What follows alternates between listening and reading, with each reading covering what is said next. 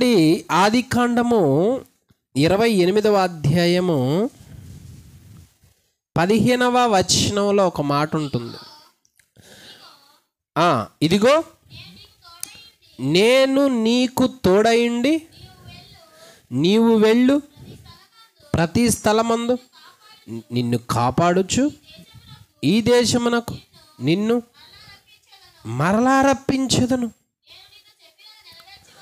నేను నీతో చెప్పినది నెరవేర్చే వరకు నిన్ను విడువనని చెప్పగా. చాలు.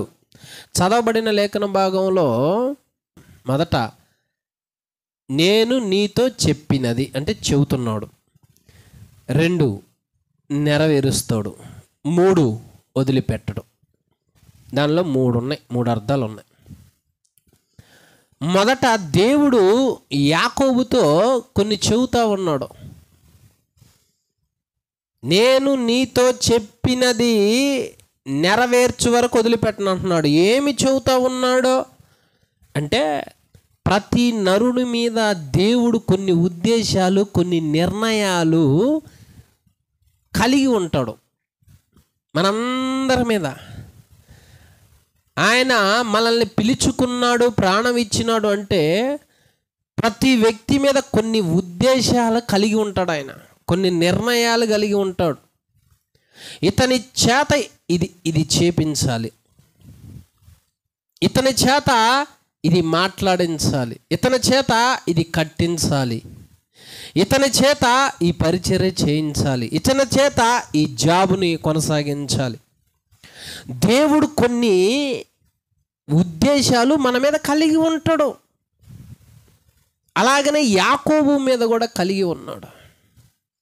మనం ఏమని నిర్ణయం తీసుకుంటామంటే కొన్ని సందర్భాల్లో దేవుని నిర్ణయం, అసలు దేవుని వాక్కు మనతో ఏం మాట్లాడుతుంది, నా మీద ఆయన ఉద్దేశం ఏమై ఉన్నదే కనుక్కోవాలి. నా మీద ఆయన నిర్ణయం ఏమై ఉన్నదే తెలుసుకోవాలి. ఓరకనే ఎందుకు సృష్టించాడు మరి దేవుడు? మొక్కెందుకు పెంచుతాం? ఒక మొక్కను ఎందుకు నాటుతాం? ఫలిస్తున్నందులో ఉపయోగం ఏంటి? ఒక మొక్కను ఎందుకు నాటుతాము అంటే నీడనిస్తుంది, ఫలాలను ఇస్తుంది, ఆక్సిజన్ ఇస్తుంది. ఆయుర్వేదానికి కూడా దాన్ని ఉపయోగించవచ్చు. ఇలా చెప్పుకుంటూ పోతే ఒక నరుడే ఒక మొక్కని నాటుతున్నాడంటే దానివల్ల కొన్ని ఉపయోగాలు ఉన్నాయి అని అర్థం. అంటే ఈ మొక్క నాకు మంచి ఫలాలను ఇస్తుంది, ఈ మొక్క నాకు నీడనిస్తుంది, ఈ మొక్క నాకు ఆక్సిజన్ ఇస్తుందని కొన్ని ఉద్దేశాలు కలిగి ఉంటేనేగా మొక్క నాటేది. మనం ఎందుకు చదువుకుంటున్నారు? అందరికి జాబులు వచ్చినాయి, మరి చదువుకున్న వాళ్ళకి రావుగా. మరి ఎందుకు చదివేది? లోక జ్ఞానం కావాలి. చదువుకున్న వాళ్ళందరూ జాబులు చేయరు. మరి ఎందుకు చదువుకుంటున్నామంటే జాబు చేయాలి, మంచిదే, కానీ అందరి మీద దేవుడు ఆ ఉద్దేశం కలిగి ఉండడు. కానీ మనమేమి నిర్ణయం తీసుకుంటాం అంటే చదువుకోవాలి. ఎందుకు? ఎందుకు పేర్లు చదవాలి, బ్యాంకు ఫిలప్ చేయాలి, సెల్ ఫోన్, మళ్ళీ టెక్నాలజీ. ఈ ప్రపంచంలో బ్రతకాలి అంటే ఈ చదువు ఉండాలి. చదువు లేకపోతే ఎక్కడికి వెళ్ళినా కానీ అదేంది, ఆ పేరేంది, ఈ పేపర్ చదువు, ఈ బ్యాంకు ఆ ఫారం అప్లై చేయి, రాజ్యాంగం గురించి తెలియదు, పోలీస్ డిపార్ట్మెంట్ గురించి తెలియదు, ట్రైన్ ఎలా ఎక్కాలో, రిజర్వేషన్ ఎలా, ఇవన్నీ ఏం తెలియదు చదువుకోకపోతే. కాబట్టి ఎందుకు చదువుకుంటున్నామంటే కొన్ని ఉద్దేశాలు ఉన్నాయి. చదువుకుంటే మనం ఎక్కడికైనా వెళ్ళి రావచ్చు, లోకంలో బ్రతకొచ్చు, కొన్ని ఉద్దేశాలు ఉంటాయి, లేదా ఉద్యోగం చేయొచ్చు అనుకున్నాం. అంటే మనం చదువుకుంటున్నామంటే దాని మీద కొన్ని ఉద్దేశాలు కలిగి ఉన్నాం. ఒక మొక్క నాటుతున్నామంటే కొన్ని ఉద్దేశాలు కలిగి ఉన్నాం. ఒక వస్తువు తయారు చేస్తున్నామంటే కొన్ని ఉద్దేశాలు కలిగి ఉన్నాం. ఇలా చెప్పుకుంటూ పోతే మనం ఏదైనా చేస్తున్నాం అంటే కొన్ని విషయాల్లో కొన్ని ఉద్దేశాలు కలిగి ఉండే చేస్తాం. అలాగనే దేవుడు తన చేతి పని అయిన మనల్ని ఎందుకు సృష్టించాడు అంటే మన మీద ఆయన కొన్ని ఉద్దేశములు, నిర్ణయములు, ప్రణాళికలు కలిగి ఉండబట్టి చేశాడు. ఇది మనం తెలుసుకోవాలి. మొదట నా మీద నీ నిర్ణయం ఏంటయ్యా తెలుసుకోవాలి. బాగా ఆలోచించండి. దేవుడు మన మీద ఉద్దేశములు కలిగి ఉండకపోతే, దేవుడు మన మీద ప్రణాళికలు కలిగి ఉండకపోతే మట్టితో ఎందుకు చేస్తాడు? చేసిన ఆ వ్యక్తి నాసికారంధ్రములో జీవవాయువుని ఎందుకు ఊదుతాడు? ఊదిన వెంటనే నడు జీవాత్మ అయ్యాడు. ఆ వ్యక్తికి ఆహారాన్ని ఎందుకు పెడుతున్నాడు? ఆ వ్యక్తికి ఎండను ఎందుకు ఇస్తున్నాడు? ఆ వ్యక్తికి వర్షాన్ని ఎందుకు ఇస్తున్నాడు? ఆ వ్యక్తికి మంచుని ఎందుకు ఇస్తా ఉన్నాడు? ఆ వ్యక్తికి వస్త్రాలు ఎందుకు ఇస్తా ఉన్నాడు? ఆ వ్యక్తికి వాహనాలు ఎందుకు ఇస్తా ఉన్నాడు? ఆ వ్యక్తికి జ్ఞానం ఎందుకు ఇస్తా ఉన్నాడు? ఆ వ్యక్తిని ఎందుకు బ్రతికిస్తా ఉన్నాడు? అంటే ఇవన్నీ ఎందుకు చేస్తున్నాడు ఆయన? ఈ వ్యక్తి మీద కొన్ని ఉద్దేశాలు కలిగి ఉన్నాడు. అర్థమైందా? ఈ వ్యక్తి మీద మన దగ్గరికి ఏదొచ్చినా దేవుడు ఇస్తేనే వచ్చింది. ఎందుకు ఇస్తున్నాడు? అంత కష్టపడి ఆయన చేసి ఎందుకు ఇస్తున్నాడు? ఆయన పని చేసి ఎందుకు ఇస్తున్నాడు మనకంటే మన మీద కొన్ని ఉద్దేశాలు ఉన్నాయి ఆయనకి, అందుకు చేసుకున్నాడు మనల్ని. కానీ మనకి దేవుడు మన మీద ఏ ఉద్దేశాలు కలిగి ఉన్నాడో అది మనకు అనవసరం. కానీ మన మీద మనం కొన్ని ఉద్దేశాలు కలిగి ఉంటాం. నా యజమానుడు, నన్ను సృష్టించినవాడు, నా కన్న తండ్రి, ఆయన లేకపోతే నేను బ్రతకలేను, ఆయన నా మీద ఏ ఉద్దేశం ఏ నిర్ణయం కలిగి ఉండి చేసుకున్నాడో నన్ను అని అది కనుక్కోవటం మానేశారు. అది కనుక్కోవాలి, నువ్వైనా నేనైనా. అది కనుక్కోకపోతే మన మీద మనమే కొన్ని ఉద్దేశాలు తీసుకుంటాం. అంటే నా మీద నా వ్యక్తిగత జీవితం మీద నేనే టైం టేబుల్ వేసుకుంటా, ఇక నేనే ప్రణాళికలు, లేదా తల్లిదండ్రులు. అది కాదు దేవుడు అడుగుతుంది అక్కడ. నేను నీతో చెప్పినది అన్నాడు. యాకోబుతో ఏం చెప్పాడు? అది నెరవేరుస్తానంటున్నాడు. అప్పటి వరకు వదిలిపెట్టనంటా ఉన్నాడు. అంటే యాకోబుతో చెప్పాల్సినవి ఉన్నాయి, నెరవేర్చాల్సినవి ఉన్నాయి. మనతో ఆయన చెప్పాల్సినవి ఉన్నాయి. మన మీద కొన్ని ఉద్దేశాలు ఉన్నాయి, అవి నెరవేర్చాలని ఆశపడతా ఉన్నాడు. కాబట్టి మనం ఏం చేయాలి అంటే మన మీద ఆయన నిర్ణయం ఏంటి, ప్రతి విషయంలో ఆయన చిత్తం ఏంటి, నా వ్యక్తిగత జీవితంలో ఆయన నిర్ణయం ఏంటి అని అడగటం, ఆ ఉద్దేశాలను తెలుసుకునే ప్రయత్నం మనం చేయాలి. అర్థమైందా? దేవుని పిల్లలంటే అదే అర్థం. ప్రభువా, ఈ విషయంలో నీ ఇష్టం ఏంటి?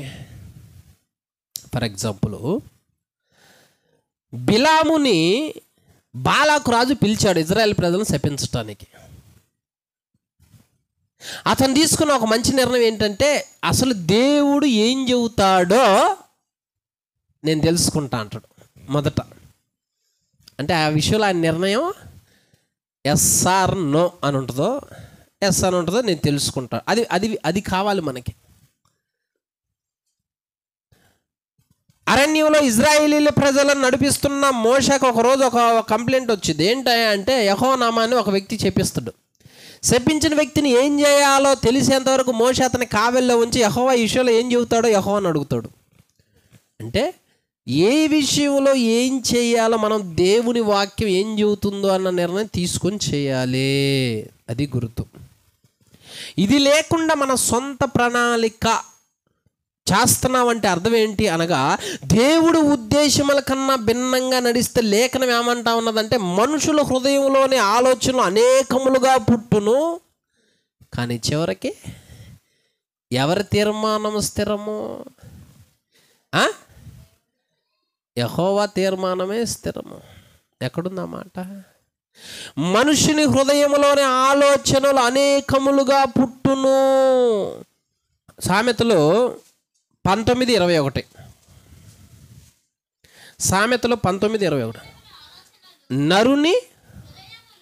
నరుని హృదయములో ఆలోచనలు, అది సంగతి. అనేకములు ఉంటాయి మన మీద, మనకి అనేకములు ఉంటాయి. ఇది మన టైం టేబుల్ అనమాట. అంటే మన ఉద్దేశాలు, మన నిర్ణయాలు, ఇది చేయాలి అది చేయాలని. కానీ లేఖనం ఏమంటుంది అక్కడ? చదువు.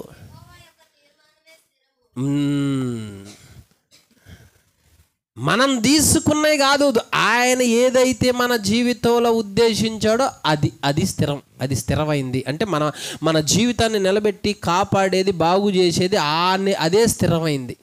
అంటే మనం తీసుకునే ఏంటంటే కొన్ని ఫెయిల్ అయిపోతాం మనం తీసుకున్న వాటిల్లో. ఇప్పుడు యాకోబుతో చెబుతా ఉన్నాడు, ఏ ఉద్దేశంతో ఏ పరిస్థితుల్లో దేవుడు చెబుతున్నాడు యాకోబుతో? ఆదికాండం 27:43 చదవండి. కాబట్టి నా కుమారుడా, నీవు నా మాట విని లేచి హారానులో ఉన్న నా సహోదరుడగు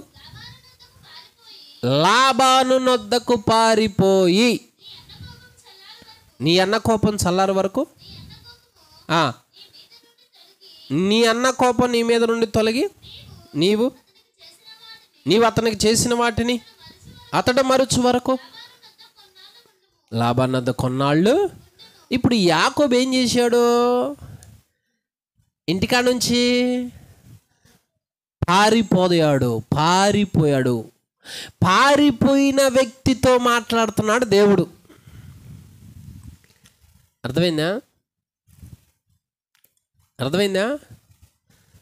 యాకోబు ఇంట్లోనే ఉన్నాడు అప్పటిదాకా, తల్లిదండ్రుల దగ్గరే ఉన్నాడు. కానీ యాకోబు ఉద్దేశాలు, నిర్ణయాలు వేరు.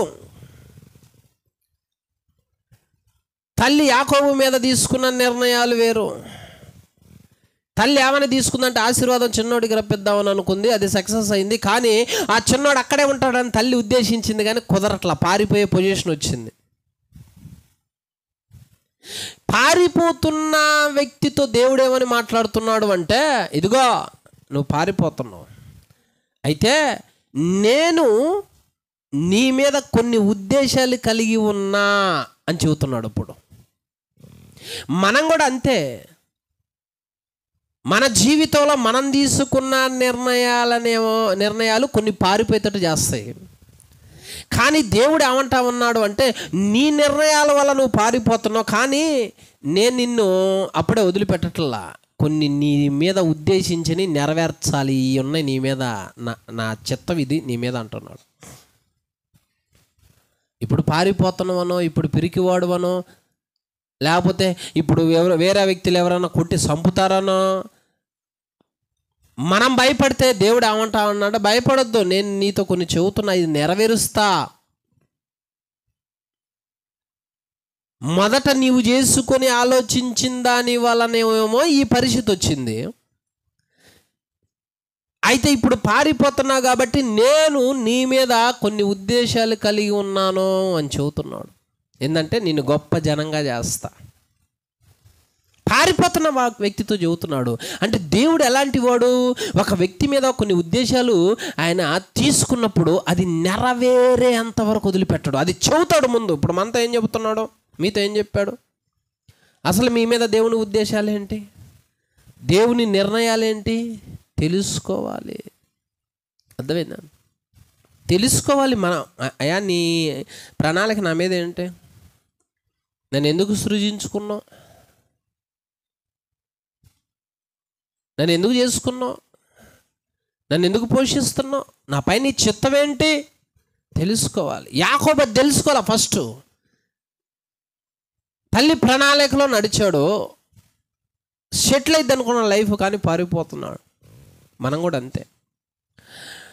దేవుడు కొన్ని ఉద్దేశాలు కలిగి ఉన్నప్పుడు ఆ ఉద్దేశాల ప్రకారం మనం నడవటం నేర్చుకోవాలి తప్ప మన సొంత నిర్ణయం కాదు. అయినా దేవుడు వదిలిపెట్టట్లేదు యాకోబుని. ఇదిగో నేను ఈ ఉద్దేశాలు నీ మీద ఉన్నాయి, నువ్వు ఒక గొప్ప ప్రణాళిక ఉంది నీ మీద, నాకు నిన్ను గొప్ప జనముగా చేస్తా, నిన్ను ఆశీర్వదిస్తా.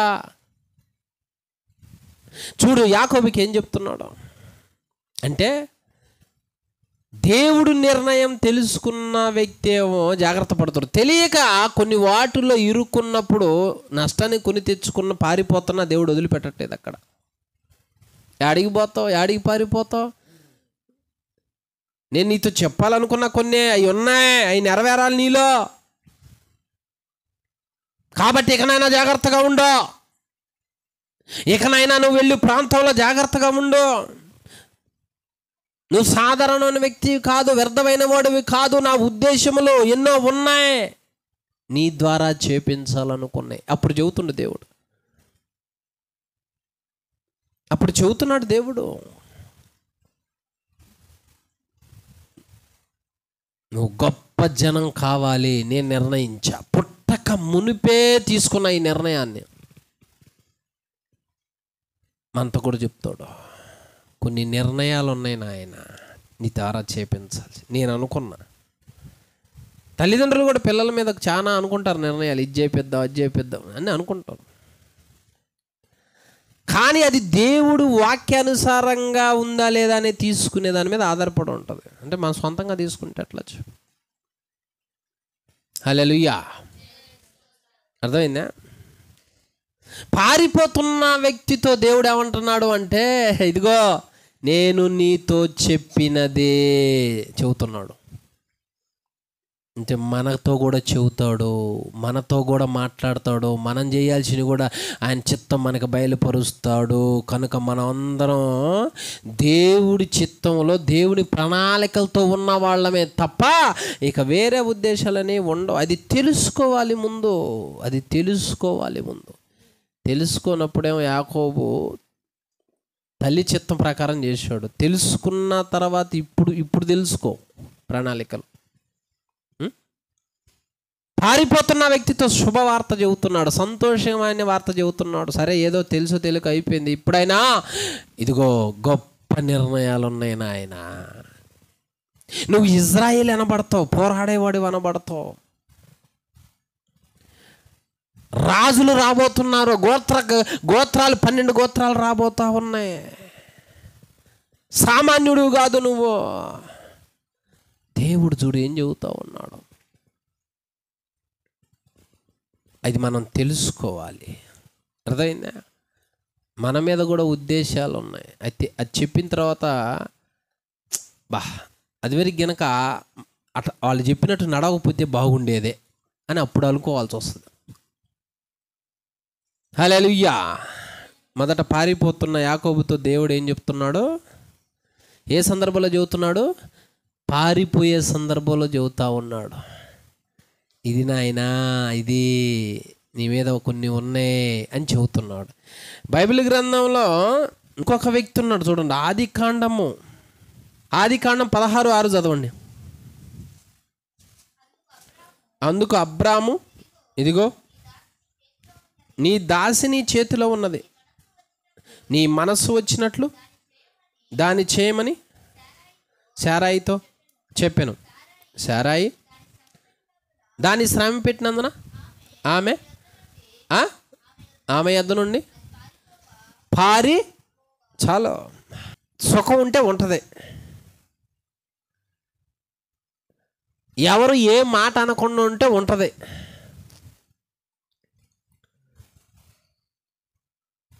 అంత సంతోషం ఆనందం కళకళలాడుతుంటే ఉంటుంది. పెత్తనం చేసుకుంటా. కాస్త శ్రమ కలిగిందనుకో ఉండదు. నీకు లెక్క నేను అడుగుతున్నాను. మరి ఇక్కడికి వచ్చింది మొదలు ఎప్పుడు పారిపోవాలనే కదా. మరి మీరు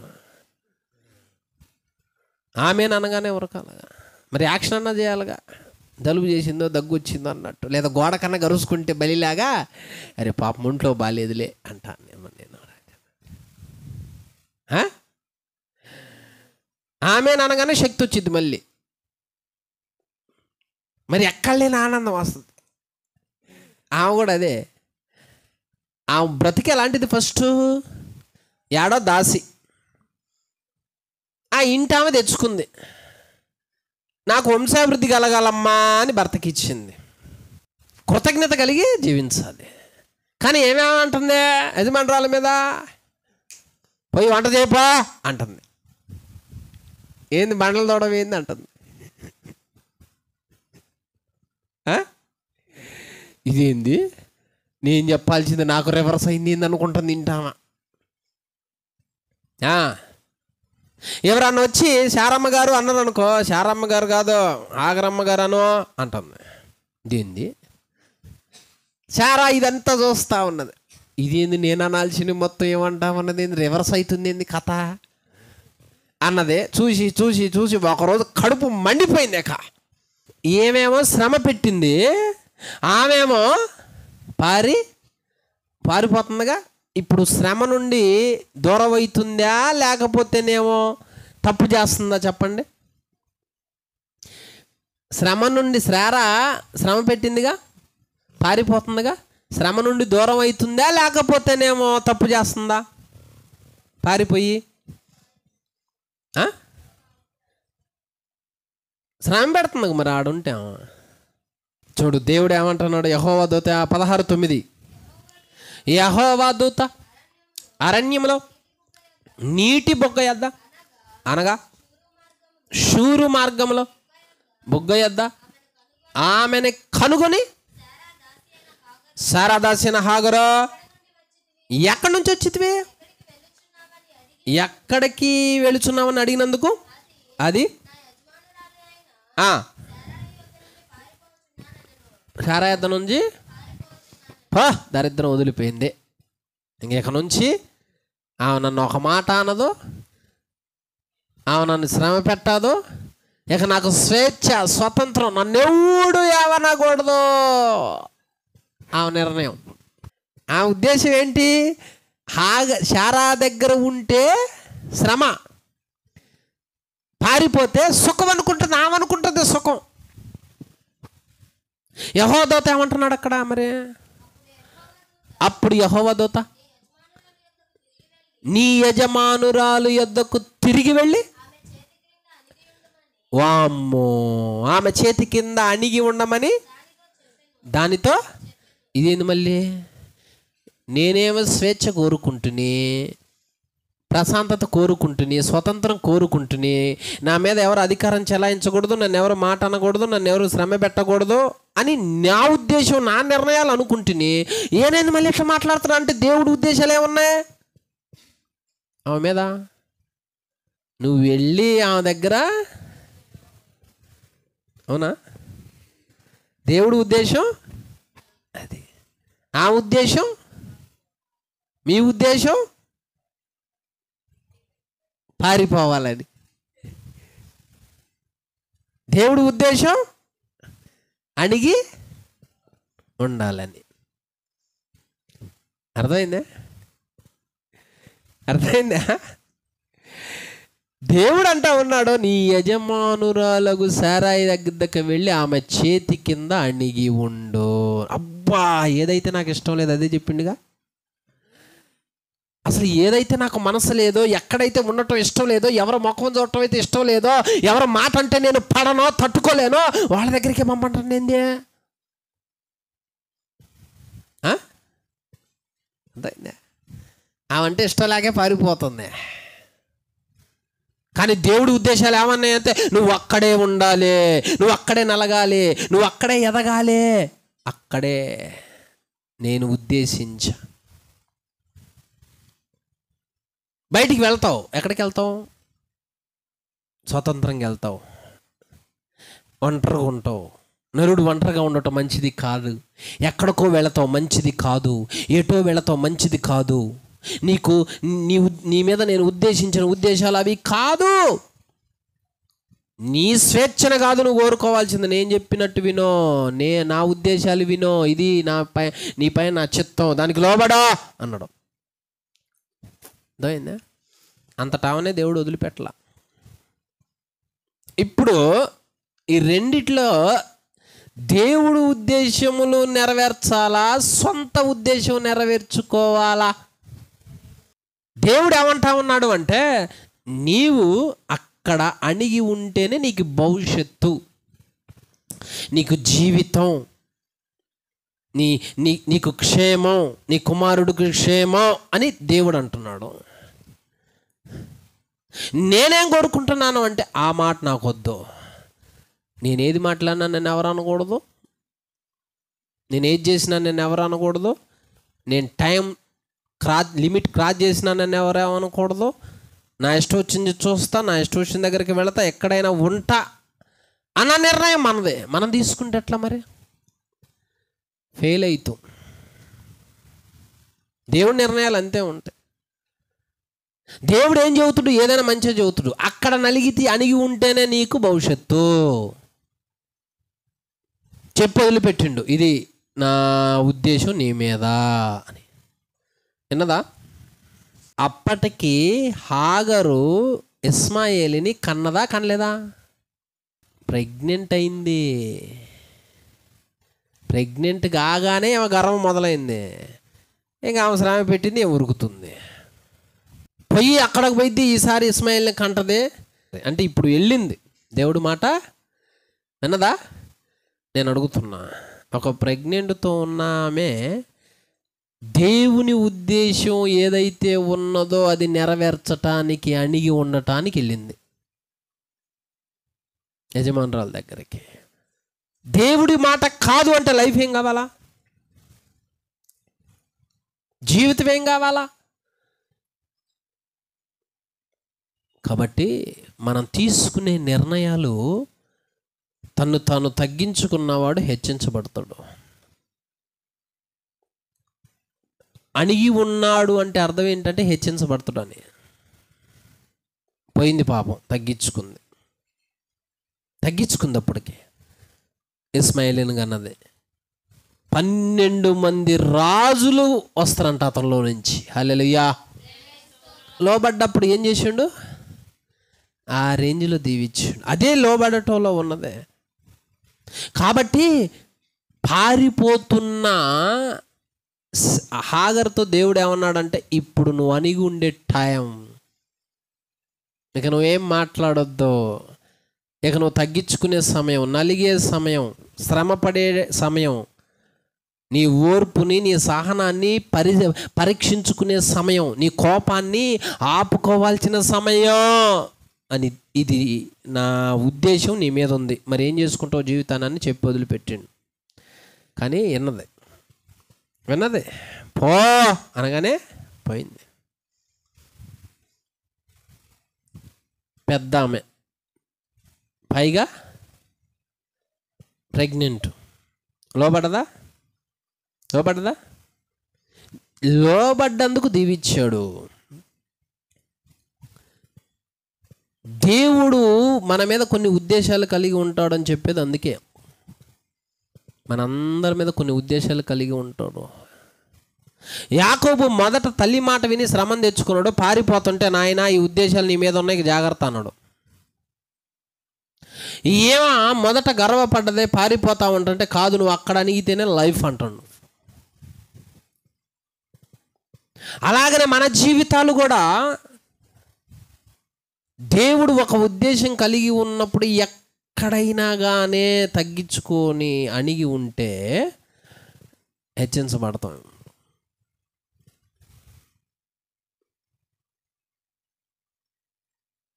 లేకపోతే లైఫ్ ఏమైంది?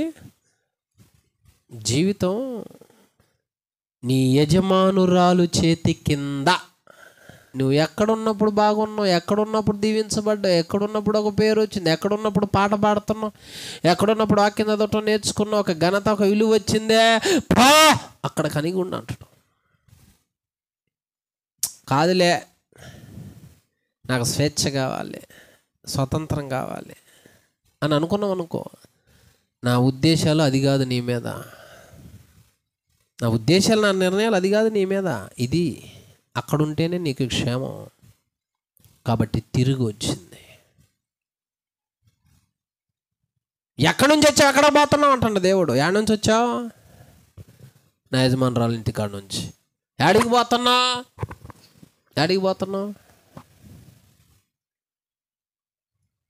దిక్కు లేదు. చాలామంది ఈ రోజుల్లో లైఫ్ మీద ఒక అవగాహన లేకుండా యాడికి పడితే ఆడికి, ఎటు పడితే ఎవరు ఏది చెబితే నమ్మే స్థితి. నీ లైఫ్ మీద ఒక అవగాహన ఉండాలి. నాకు క్షేమం ఎక్కడా, అదే మెయిన్ ఇంపార్టెంట్. అనిగి ఉంది. తర్వాత ఎవరిని కన్నదే 12 మంది రాజులు. ఇతనిని కూడా గొప్ప జనముగా చేస్తానన్నాడు దేవుడు. హల్లెలూయా. ఇది రెండవ వ్యక్తి. యాకోబు మీద దేవుడి ఉద్దేశాలు వేరైతే, తల్లి ఉద్దేశాల ప్రకారం నడిచి కష్టం తెచ్చుకొని పారిపోతుంటే, ఇదయ్యా నీ మీద నా ఉద్దేశాలు అన్నాడు. హాగర్ మీద దేవుడి ఉద్దేశాలు ఒకటైతే, ఏమైనా పారిపోతుంటే, కాదో ఇది నా ఉద్దేశాలు నీ మీద, పో అన్నాడు. ఇంకొక వ్యక్తి, నిర్గమకాండము 2:15. నిర్గమకాండం 2:15. ఫరో ఆ సంగతి విని మోషేను చంప చూచెను గాని మోషే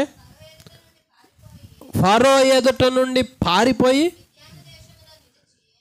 మిద్యాను దేశములో నిలిచిపోయి. చాలు.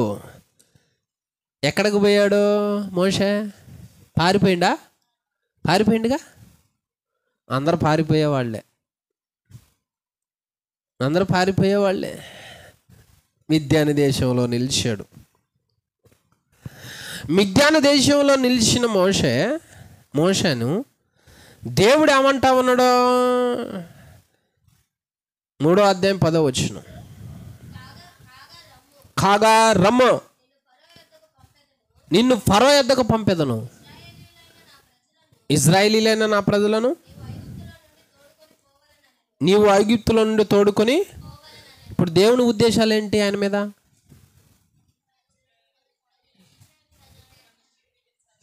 శ్రమ పడుతున్న ఇజ్రాయేల్ ప్రజలను ఐగుప్తు దేశం నుంచి ఇందుకు పుట్టించుకున్న, ఇది నీ మీద నా ప్రణాళిక, నా చిత్తం, నువ్వు ఇందుకు ఉపయోగపడాలి, నువ్వు ఒక ప్రత్యేకమైన వాడివి, ఇది నీ బ్రతుకు, ఇదివరకు తీసేయి, ఇప్పుడు ఇదే నీపై నా ఉద్దేశాలు అన్నాడు. చెప్పాడు, మంచిది. దానికి రియాక్షన్ ఎట్టుండాలా? చెప్పాడులే, దానికి రియాక్షన్ ఎట్టుండాలా? లోబడాల. ఆయన చెప్పిన సాకులు 1 కాదు 2 కాదు. కాసేపేమో వాళ్ళు నన్ను నమ్మరు అంటాడు, కాసేపేమో మీ దేవుడి పేరు ఏందని నన్ను అడుగుతూ నాకు తెలియదు నేమో అని అంటాడు, కాసేపేమో నేను ఎంతటి వాడినా, కాసేపు నేను నత్తున్నా అంటాడు, కాసేపేమో ఇంకెవరన్నా పంపదలుచుకున్న వాళ్ళు పంపిరాదు అంటాడు. అంటే ఈయన ఉద్దేశాలు ఎలా ఉన్నాయి? ఈయన ఏమని ఉద్దేశించుకున్నాడో? మిద్యాను దేశంలోనే బాగుంది, ఎక్కడే ఉందాం, ఈ పశువులు కాసుకుంటా హ్యాపీగా ఉంది లైఫ్, ఇక ఏ బాధ ఉండదు, ఏ దిగులు ఉండదు, ఏ చింత ఉండదు, వేరే వ్యక్తి మీద వల్ల నాకు ప్రమాదం ఉండదు. ఈయన వేసుకున్న టైం టేబుల్, ఈయన హృదయంలోని ఆలోచనలు ఇవి. అర్థమైందా? అందుకనే దేవుని ఉద్దేశాలు కనుగొనకపోతే మనం అదిగో ఆ టైం టేబుల్ వేసుకుంటాం. దేవుడితో ఎంతసేపు మాట్లాడించుకున్నాడో తెలుసా? ఎంతసేపు బతిలాడించుకుంటాడో తెలుసా? చాలాసేపు బతిలాడించుకుంటాడు. దేవుడు మాట్లాడి ఇక పో అన్నాడు. కోపం వచ్చిందంట ఆయనకి,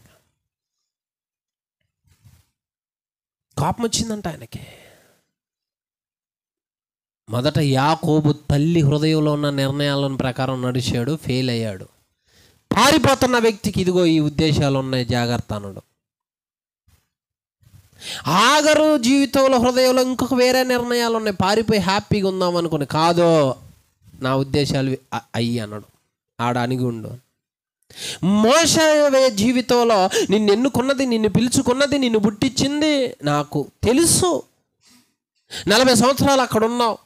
నీ చిన్నతనంలో ఐగుప్తురాజు పుట్టిన బిడ్డ నదిలో పారవేయమంటే నీ తల్లి జమ్ము ఏటి ఒడ్డున వదిలిపెడితే నేను కాపాడా, నేను రక్షించుకున్నా. ఆ తర్వాత ఒక మనిషిని రక్షించడానికి నువ్వు మరొక వ్యక్తిని చంపితే, నిన్ను చంపబోతే ఫరో నువ్వు పారిపోయి మిద్యాను దేశానికి వచ్చావు. 40 సంవత్సరాలు ఎక్కడ ఉన్నావు? మొత్తం 80 సంవత్సరాలు. 80 సంవత్సరం నీ వయసు. ఇప్పుడు నేను చెబుతున్నా నీకు, ఏం చెబుతున్నావు? ఇది కాదు, ఇంక నీకు నెక్స్ట్ లైఫ్ ఇది కాదు, ఉద్దేశం అది కాదు, ఇక సమయం ఆసన్నమైంది. ఏందే గొర్రెల చుట్టుగా తిరిగేదే, పశువుల చుట్టుగా తిరిగేదే, మాటేళ్ళకి మా ఇంటామా మేకపాలు పెట్టి వండుద్ది వంట, ఏముంటుందో బ్రహ్మాండంగా ఉంటుంది, తింటా నిద్రపోవటం, హ్యాపీ లైఫ్ అని నేను అనుకుంటూ నువ్వేంది ఇంకోటి చెబుతున్నావు? ఏంది ఐగుప్తుకి వెళ్ళమంటవేంది? సాగు తప్పించుకొని నేను వస్తే. అప్పుడు దేవుడు మోషే అంటే దేవుడు మోషే మీద ఏ నిర్ణయాలు కలిగి ఉన్నాడో ఇందా చెప్పే కదా. హాగర్ అణిగే దాని మీద 12 మంది రాజులు ఆధారపడ్డారు ఇస్మాయిల్ జీవితంలో. మోషే దేవుని హృదయంలో ఉన్న ఆలోచన ప్రకారం నడిచిన ఎడల, ఉద్దేశాల ప్రకారం నడిచిన ఎడల ఎర్ర సముద్రం చేల్చబడటం. గొప్ప ఉద్దేశాలు, గొప్ప నిర్ణయాలు ఉన్నాయి. దేవుడు అట్ట ఆలోచిస్తాడు నిర్ణయాలు. మనమే కొన్నిసార్లు ఆ నిర్ణయాలను ఆలోచించం, తొందరగా తప్పించుకోవాలని చూస్తాం. యోధా మీద దేవుడి ఉద్దేశం ఏంటి? స్వార్థ ప్రకటించాలి, అనేకులను విడిపించాలి, సింహాసనం మీద కూర్చోవాలి, యేసు శిష్యుడు, అది ఉద్దేశం. కానీ మధ్యలో దేవుని చిత్తం ఏమైంది? తప్పిపోయాడు, పోగొట్టుకున్నాడు. చేస్తాడు సాతాను దేవుని ఉద్దేశాలు ఈ అంటే. ఎందుకంటే 12 మందిని పిలుచుకున్నాడు, యోధాను కూడా పిలిచాడు పేరు పెట్టి. యోధా సేవకు రమ్మన్నాడు. నేను మిమ్మల్ని 12 ఏర్పరచుకోలేదా? మీలో ఒకడు సాతాను అంటాడు. అంటే 12 మందిని పిలుచుకున్నాడు, వాళ్ళ మీద ఉద్దేశాలు కలిగి. ఒక్క వ్యక్తి మాత్రం దేవుడు అసలు ఏ ఉద్దేశాలు కలిగి ఉన్నాడో ఆలోచించట్లా. ఆయన హృదయంలో నిర్ణయాలే స్థిరం అనుకున్నాడు.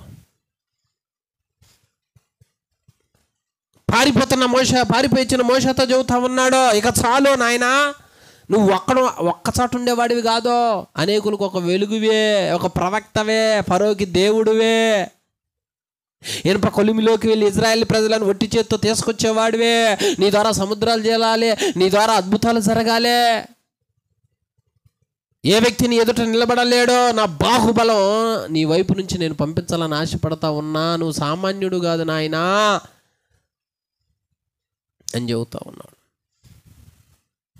ఏ టైప్ ఆలోచించాలి ఇప్పుడు? అయినా తప్పించుకోవాలని చూస్తుండు. అద్భుతాలు చూపించిండు, ఏట్లో నీళ్లు వడినేయమన్నాడు, వేస్తే రక్తమైంది. కర్ర కింద పడవేయమన్నాడు, పామైంది. నీ చేయి రొమ్మును ఉంచుకున్నాడు, ఉంచుకుంటే తెల్లగా మహిమ కలిగింది అయింది. ఇన్ని అద్భుతాలు చూపించినా నువ్వు పంపాల్సిన వాళ్ళే పంపిలే అంటే అర్థమైంది. ఏదో ఆట ఆడుకోవాలేమో, అంతేనా? ఏదో ఆట ఆడుకోవాలేమో, లేకపోతే ఇంట్లో ఏదో కొనుక్కోవటానికి దాచిపెట్టుకొని ఉంటాడు, ఏదో కొనుక్కున్నాయని ఇంట్లో దాచిపెట్టుకుని ఉంటాడు తినటానికి.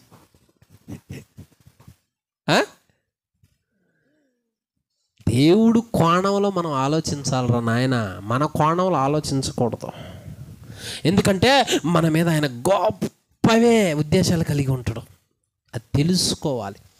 మనమేదో ఈ కాసేపు ఇక్కడే బాగుంది, ఇదే సంతోషంగా ఉంది, ఇదే ఆనందంగా ఉందని మనం అనుకుంటాం ఈ లోకాన్ని బట్టి.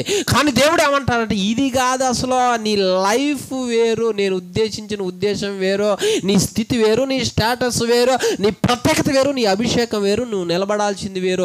ఎక్కడాడో మురికిలో అంటావేందే? మురికి కాదు నీ భవిష్యత్తు, ఒక రేంజ్. ఐగుప్తు దేశంలో గొప్పవాడనే రేంజ్, అది నా ఉద్దేశం. ఇక్కడ సుఖం ఉందంటేంది, ఇక్కడ ఆనందం ఏముంది దీనిలో? ఇదా? ఇందుకే నేను పిలుచుకున్నా.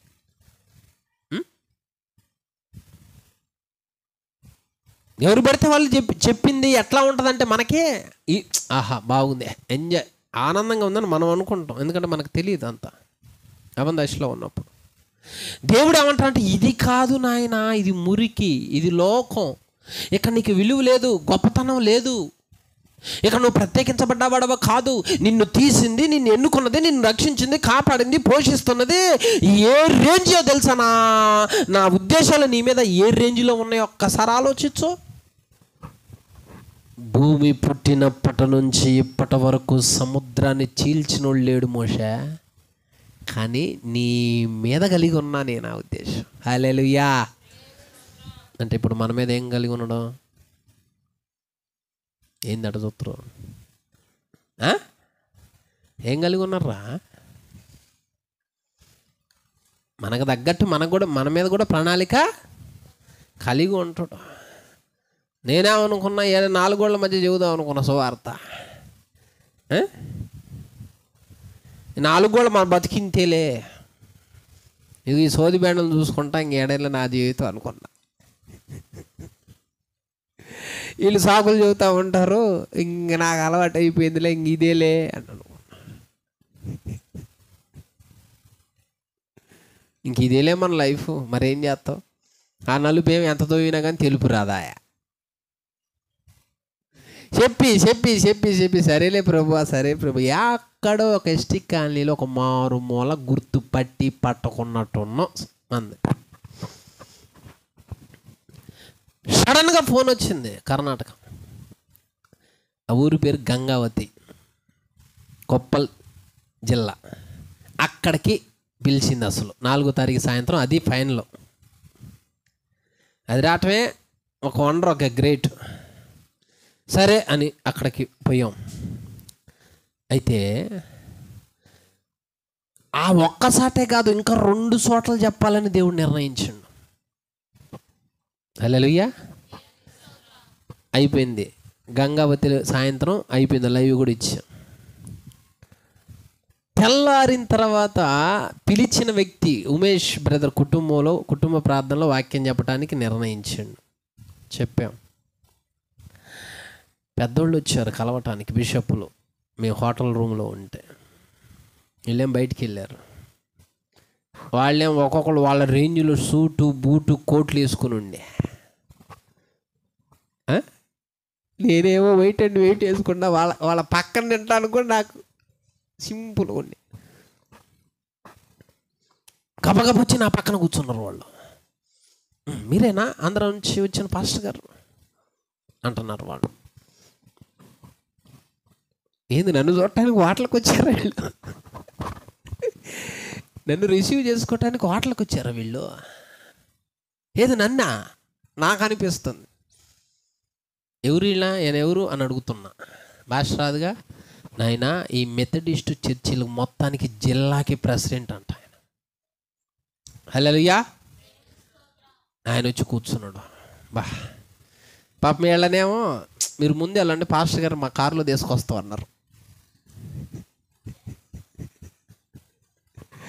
నేనేమో మేమందరం కలిసి పోదామన్నాను అనుకుంటే ఏనైంది నన్ను కారు అంటాడు ఏంది నాయన. పాపం వాళ్ళు వెళ్ళారు, బైక్ మీద వెళ్ళారా, బైక్ మీద వెళ్ళారు. ఇక నన్ను ఎక్కిచ్చారు కారులో. అదేమో ఏసీ కారు, నేనేమో అది ఎక్కి ఇంకట చూస్తున్నా.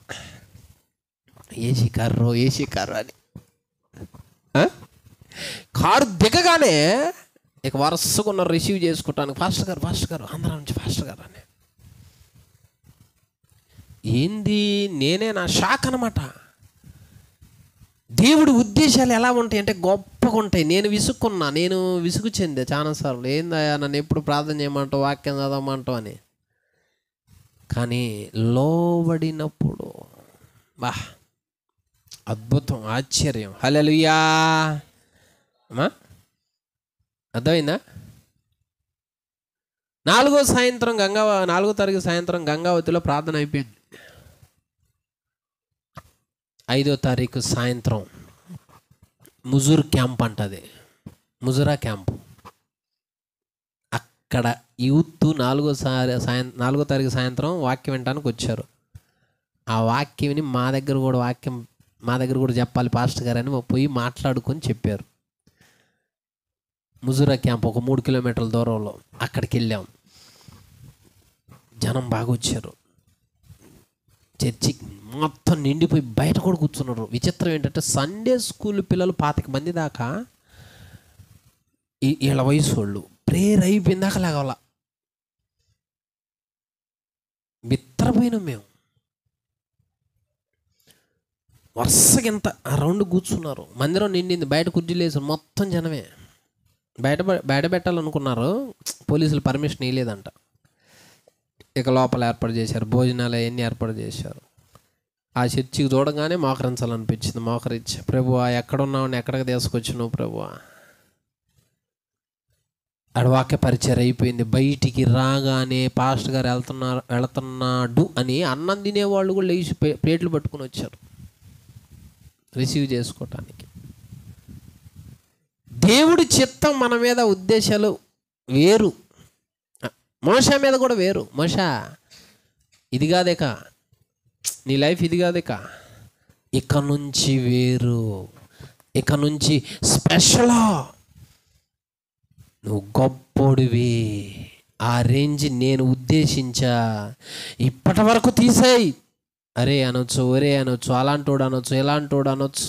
దూషించవచ్చు, అవమానించవచ్చు, హేళన చేయొచ్చు, ఎగతాళి చేయొచ్చు. ఇక నుంచి నీ స్థితి మార్చబోతున్నా, నా నిర్ణయాలు వేరుగున్నాయి నీ మీద. లోబడు మోషా, విను మోషా, నా మాట విను మోషా. మయ కాదు, బంగారం కాదు, నా మాట వింటావు కదా. నువ్వు బుజ్జగిస్తుంటే ఓహో ఓహో అంటుండు. నేను కూడా అంతే, బతిలాడాను అనుకో, ఎక్కడికి ఎక్కుతురు, ఇక్కడికి.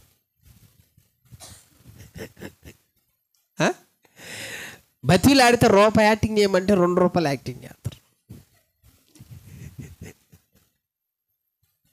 పెట్టింది పేరు అన్నమాట. చూడవేంది చూడవా? బతిలాడితే అంతే. వీళ్ళని ఏముందిలేమ్మా అన్నాను అనుకో, ఇది ఇక్కడికి ఎక్కుతారు, ఇంకెక్కడికి ఎక్కి నన్ను దంతరం. ఇంకా ఒక్కసారి కోపం అట్లా చూపించాను అనుకో, సైలెంట్గా కోపంతో ఇంకా మాట్లాడకూడదు అంటారు. చెబితే వినట్లా, ఒక్కసారి కోపం పడ్డానంట దేవుడు. అప్పుడు విన్నాడంట. అమ్మో ఇంకెక్కువ మాట్లాడితే నాకుందే. పోయిన తర్వాత తెలిసింది మోషాకి. ఫరో ముందు కర్ర పడవేయటం మొదలు ఇక అద్భుతాల మీద అద్భుత బిత్రపతన మోషా. వామ్మో ఇందుక నన్ను పంపించింది, ఇదే ప్రణాళిక, ఇదే దేవుడి చిత్తం. అప్పటికింకా అసలు అద్భుతం జరగల. ఐగుప్తు దేశంలోని వండర్ శకునగా గడగడ ఉనికిపోయారు.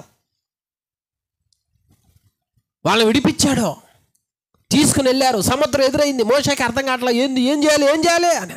దేవుడు అంటున్నాడు, ఏంది నాకు మొరపెడతావు, చీల్చుకుని పో అంటున్నాడు. ఇంకేమనాలి చెప్పు? సముద్రం అక్కడ ఉంటే చీల్చుకొని పో అంటున్నాడు దేవుడు, ఇంకేమనాలి? అదే మనకు చెబితే ఎట్లుంటుందా రియాక్షను? నమ్ముతావా? నమ్మకం వస్తుందా?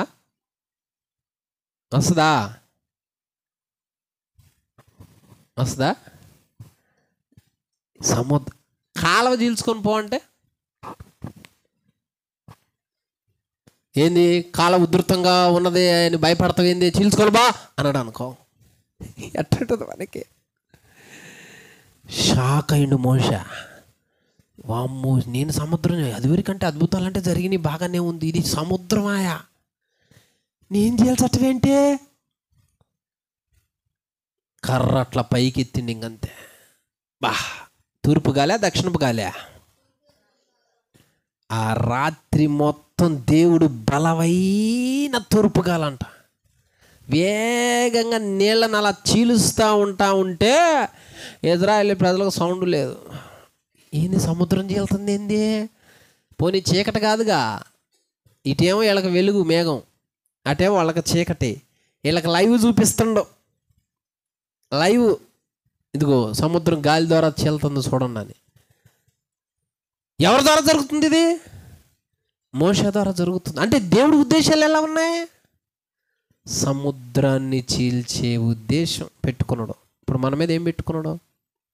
నా బిడ్డ ఇది చేస్తుందిలే, నా కుమారుడు ఇది చేస్తాడులే, నా హృదయంలో ఉన్న ఉద్దేశాలు నెరవేరుస్తుడులే అని మన మీద పెట్టుకున్నాడు. ఆయన చాలా పెట్టుకున్నాడు. అవి మనం నెరవేర్చేవారిగా. హల్లెలూయా. ఇప్పుడు మీ మీద ఏం పెట్టుకున్నాడో? నా బిడ్డలో ఒక 40,000 మందిలో కనపడతారులే, అనేకులకి ఒక ఆదర్శంగా ఉంటారులే, లేదా వాక్యం చెబుతారులే. వీళ్ళు కూడా స్వార్థ కూటం పెట్టినప్పుడు జ్ఞానవాకు చెప్పారు కదా కొన్నిసార్లు. ఉద్దేశాలు అనమాట, దేవుని ఉద్దేశాలు. అక్కడ నిలబడాలి వీళ్ళు అని. జగత్ పునాది వేయబడక మునిపోయి నిర్ణయాలు. అదే లోబడి ఇంకా ఉంటే ఇంకెక్కడ నిలబెట్టాలని ఆశపడుతాడో ఉన్నతమైన స్థితిలో. అందుకే దేవుడి ఉద్దేశాలు మనం పసిగట్టాలి, ఆలోచించేవారిగా ఉండాలి, కానీ అజ్ఞానంగా మనం ఉండకూడదు. యోధా కోల్పోయాడు, పేతురు నీడబడుతుంటే జనం స్వస్థపడుతున్నారు. అంటే యోధా ఏ రేంజ్ కోల్పోయిండో చూడు. గెహజీ కోల్పోయినాడు, 4 ఆత్మ పొందుకోవాల్సినాడు. దేవుడి ఉద్దేశాలు వేరుగున్నాయి, కానీ వీళ్ళు పోగొట్టుకున్నారు. మనం పోగొట్టుకోకూడదు. మోషే జీవితంలో నెరవేరిని, హాగర్ జీవితంలో నెరవేరిని, యాకోబు జీవితంలో నెరవేరిని. వీళ్ళందరూ పారిపోయారు. వాళ్ళకి చెబుతున్నాడు దేవుడు ఈ నిర్ణయాలని. ఇప్పుడు మనకు కూడా చెబుతున్నాడు.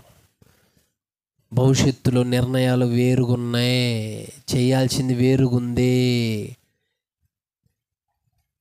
ఇక్కడ కాదు నువ్వు ఉండాల్సింది, జాగ్రత్త అని మోషకి చెప్పాడు. హల్లెలూయా. విన్నాడా మోషే? విన్నాడా? ఎట్టకేలకి విన్నాడు. ఇప్పుడు నాకు ఎట్టుంటుంది, ఫర్ ఎగ్జాంపుల్ మనమే ఒక 20 లక్షల మందిని విడిపించినాం అనుకుందాం, లేదా మనం ప్రార్థన చేస్తుంటే, ఫర్ ఎగ్జాంపుల్ మనం ప్రార్థన చేస్తుంటే, లేదా మనం అటు నీళ్ళను కుడితే రక్తం అయింది అనుకుందాం, మనకి ఎట్టుంటుంది? ఇంకా అసలు ఆ ఊర్లో ఉన్న వాళ్ళు వచ్చి మనల్ని దేవుడిని చేస్తారు ముందు. వామ్మో సామాన్యుడు కాదు నాయనో. దేవుడు తలుచుకుంటే ఎంతసేపు అట్లా లేపుతుడు అన్నమాట. హల్లెలూయా. ఎంతమంది గురించి చెప్పా? ముగ్గురు పారిపోతున్న వ్యక్తుల జీవితాలలో దేవుడు చేసిన కార్యం ఇది.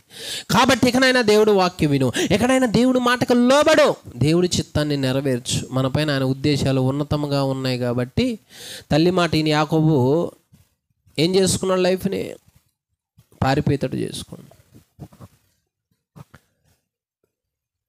హాగరు శారా ఇబ్బంది పెడుతుందని పారిపోయి లైఫ్ని పాడు చేసుకోదలుచుకుంది, కానీ దేవుడు చెప్పాడు.